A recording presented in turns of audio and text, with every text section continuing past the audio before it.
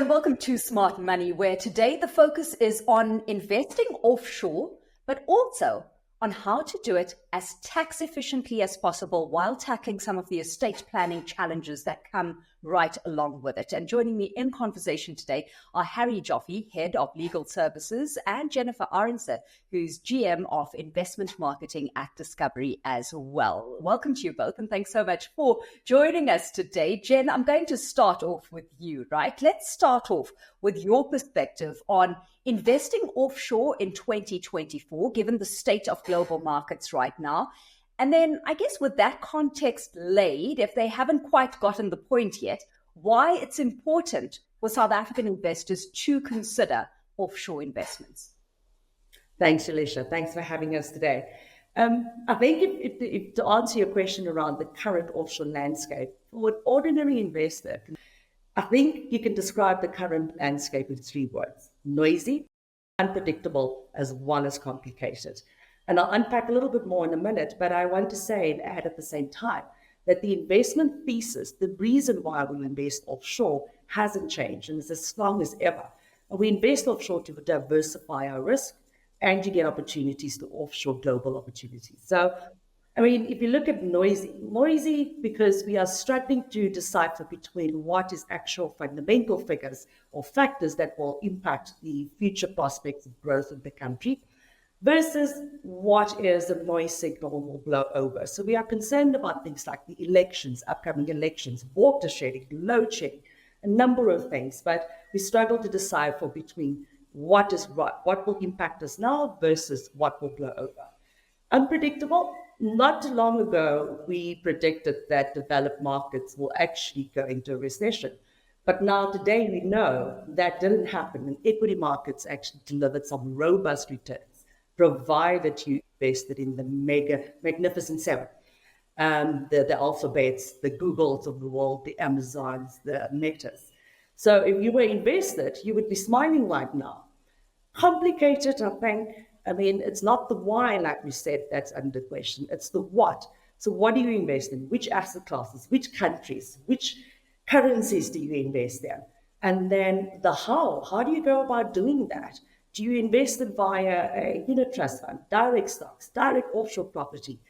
So we want access to all these opportunities, but it's complicated and difficult to navigate. And you really need to speak to a professional to help you understand the current environment. So Jen, while we've got you on the line then with access to this professional, I've got to ask you, what in your books are the offshore investments to be focusing on right now, offering the best risk-reward balance? Well, I think that there's no one right answer, and it really depends on what your investment goals are and your investment horizon. But I want to start off by saying offshore investing is generally a long-term game. You consider a minimum of 5 to 10 years when you invest offshore. And there are a number of vehicles, but I'll mention 3, and my colleague Harry is the expert on expanding on which type of structures to consider. But you can either invest directly in the foreign unit trust, FX unit trust, or you can invest via a stockbroker into offshore market offshore stocks. You can also invest in offshore property, but I mean, we know investing in real property like hard assets is not a simple game. It comes with many pitfalls. Or you can decide to go and invest with the investment company who offers tax-efficient investment structures that take care of many of the tax and estate planning pitfalls that one encounters when you invest offshore. Okay, so Harry, let's bring you into the conversation at this point, right? Because we've now identified potential offshore investment opportunities where people should, or what direction at least they should be looking towards. Once that's done, focus then shifts to investing through the most cost and tax efficient structures, right? So let's talk offshore insurance wrappers. Break it down for us and talk us through why they're so tax efficient. All right, so thanks, Alishia. And Jen already alluded to the 2 main vehicles that South Africans use to go offshore, either an offshore unit trust or an offshore endowment wrapper. Now, an offshore endowment wrapper is actually a life insurance policy. So it's all investment-based, but it's still under the Long-Term Insurance Act, and it's still a life policy as defined. Now, that gives our investor a lot of benefits, which a unit trust option doesn't give them. So I would say it gives them 3 or 4 benefits. Let's just quickly break it down. I know we've only got a few minutes and not half an hour like I would like to have, but I'll try and get through it as quickly as I can. So the first thing about an offshore endowment is it allows you to nominate a beneficiary. And that's a beneficiary either for proceeds or for ownership or for both. And the beauty of nominating a beneficiary on this asset, because that's what an endowment policy is it means when you pass away, those proceeds or that policy itself can pass automatically to your nominated beneficiary. And that means you don't need a foreign will, and you don't need a foreign executor, and you don't need to go through what we call foreign probate, which is winding up an offshore estate. And I'll just tell you, I mean, we've got a very interesting case one of my colleagues was telling me about now. He's got a client in Dubai, and there's been a death in Dubai of this client. This client has got a whole lot of assets in Dubai, and now they are being caught by Sharia law, because obviously Dubai, follows Sharia law. This client was Muslim, and they're automatically caught by Sharia law, which they didn't want. They've got a will leaving their assets to someone else, but of course Sharia law override that in Dubai. And that's some of the issues that you face when you've got assets in a foreign jurisdiction. Their laws are not the same as ours. Even the UK, which we follow very closely, is still not exactly the same as ours. Now, having an endowment policy means that you nominate a beneficiary. When you die, the assets pass to that beneficiary, and there's no need for, foreign probate, foreign wills, foreign laws to come into it, because the assets just pass. So that's the first big benefit. Secondly, and again, I know I haven't got an inordinate amount of time, so I'll get through this a little bit quicker, is the tax benefits. Because if you own a unit trust directly, or a property directly, or any offshore asset directly, you're still a South African tax resident. And that means you're still going to pay tax in South Africa on your offshore earnings, be they foreign dividends, foreign interest, foreign rental, or foreign capital gains. Now, let me tell you, it's something I spend quite a lot of time on, and I still don't really understand or get it right. Converting your foreign earnings back to South African rands for your tax return. So you own a foreign share, you earn a foreign dividend. You've got to now report that back to South Africa on your tax return. You've got to know, is that foreign dividend already being taxed in that foreign jurisdiction? So is your dividend net or gross? Then when you report it in South Africa, you've got to convert it to rands. You're going to earn it normally in dollars. You've got to convert it to rands. What exchange rate are you using, spot or average? It's really complicated. If you're earning foreign capital gains, you understand how complex capital gains calcs are in South Africa. What method are you using? First in, first out. You're using weighted average. And then, of course, if it's an offshore gain, you've got to go through the whole rand-dollar exchange rate problem again.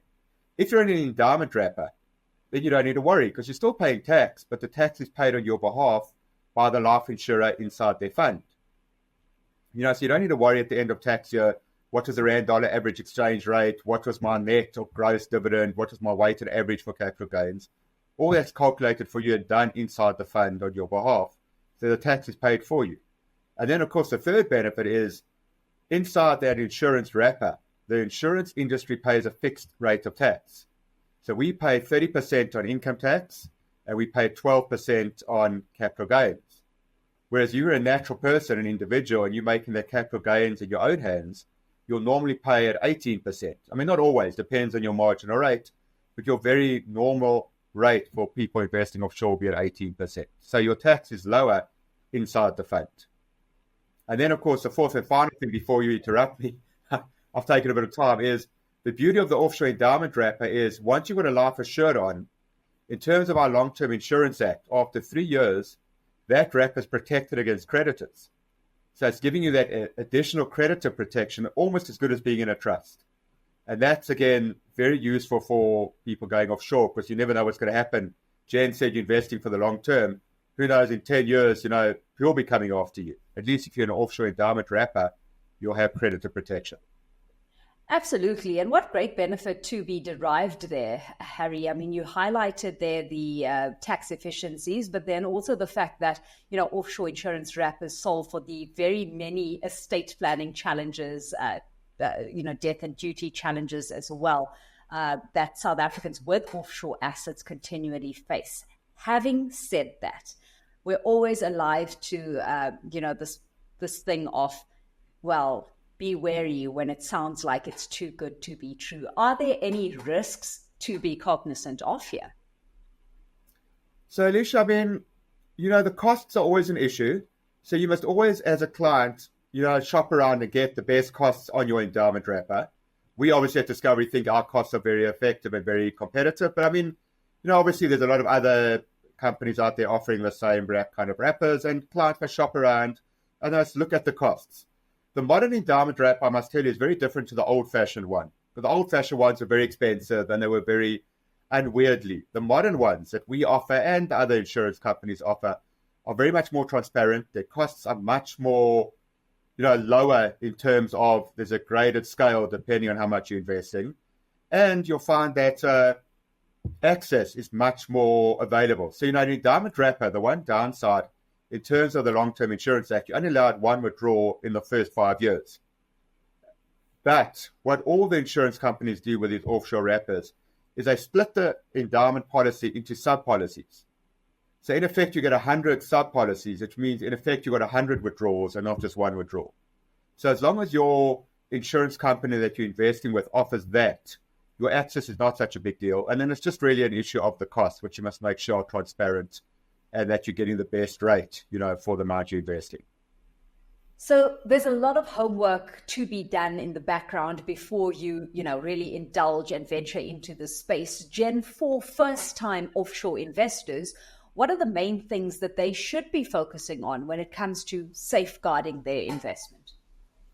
I think the first thing I would say is remember that as individuals and as investors, we have many blind spots.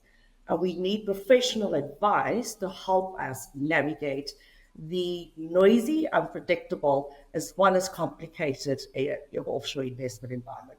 That not to say that you shouldn't invest offshore. At the beginning, I said the investment thesis and the reason for investing offshore is stronger than ever. But we have to be careful about how we do it and best to navigate with a financial advisor. But things I would discuss with my financial advisor would be things such as when to invest offshore and not fall into the trap of timing the market. It's a much broader question than that. Which investment vehicles do we invest in? Like Harry alluded to previously, there are various types of ways to go offshore. And finding the best way that minimizes your tax and estate risk is the most important thing to discuss with your financial advisor. Which currencies do you invest in? Which asset classes do you invest in?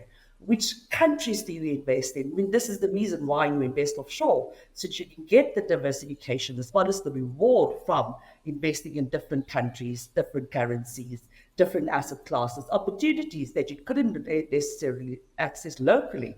You can access them globally, but you need a carefully thought out path, and best to discuss that with your financial advisor. Absolutely. And Alishia, if I could just jump in for 1 minute, just to add to what Jane's saying, I think you need professional advice, and South Africans must be prepared to pay for it. South Africans are quite stingy. We're used to, in the local space, getting our wills for free, getting all our offshore estate planning for free. In the offshore world, that's not the case. You're going to have to pay for a foreign will. You're going to have to pay for a foreign trust. You just got to be prepared to do that, because if things go wrong, as I told you with our case in Dubai, it becomes very, very more expensive to fix the problem. So rather pay, get your professional, and do it right before you have the problem. So true, Harry, because while investors are often focused on, the costs that come with going down a certain route, they perhaps don't fully recognize the cost of not taking that route. And case in point would be tax implications to consider when operating across different jurisdictions, right? The UK and US tax rates and considerations very different to South Africa's. Yeah, Alishia. So just quickly to talk about what we call a citus tax. So if you've got assets in the US or in the UK and you own them directly, and you die, even in South Africa, and even if you've never really lived in the US or the UK, they've got what we call first taxing rights on the asset in those countries. So they apply citus tax, which is really just a death tax, but their rates are a lot higher than ours. So both of them get you 40% above their rebates and above their sliding scales, whereas we have a maximum of 25%. So what we find is some of our clients, if they're owning, for example, shares in the US or property in the US or an ETF in the US, they will sell out of those assets. Okay, they might have to pay CGT when they disinvest, but that's just a cost. And they'll buy into an endowment wrapper, which can hold the same assets. An endowment wrapper can hold a US ETF or could hold a US property fund. But because they're investing via the endowment wrapper, which itself sits in a tax center. So ours sits in Guernsey, the Sanlam one, for example, sits in Bermuda, Old Mutual sits in the Isle of Man. So all of them sit in tax centers, which means when you die, there's no citus tax in the US or the UK because endowment wrapper is not housed there. And that means you're avoiding, just by a simple rerouting of your investment, you're avoiding a much higher tax.